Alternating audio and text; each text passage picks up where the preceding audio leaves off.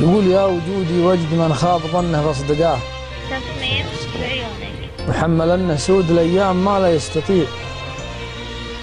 وجد عودا ما يبح ذن يقصر في الصلاح وكبر وعياله وصدوا عن الطاعة جميع. يا سلام. من هو جيس تكدر علي صفو الحياة، ضيقت صدري وأنا قبلها صدري وسيع، أحمل أحلام المشاهير وأفكار الدهاء، لين سوت بينها حلف في راس شجيع عن بداية الشعر، لازم تناقلها الرواه ونهبط السوق مال الدعينية في الرجيع، وإن حصل عند العرب في المواقيف اشتباه ترجح ثقال الموازين فاليوم الشنيع، لكن في حكماء المقرن مطوع العصاه بالعدل والصير من الخلة والعاصية يطيع الله يحفظ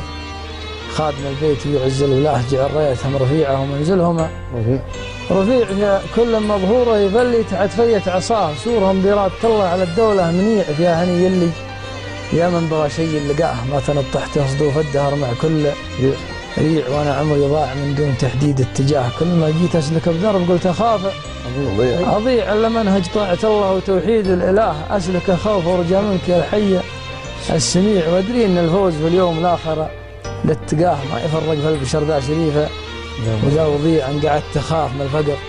واحب الغناه، ضعت بين اهل السيوله وانا قدري رفيع، وان قعدت قضيت العمر كله على هذا السواه، مات جوع بعير ابو زيد ما جاها الربيع، وانا فيما سببت لي لفت الانتباه، وجيت مستعجل وثبت في الخط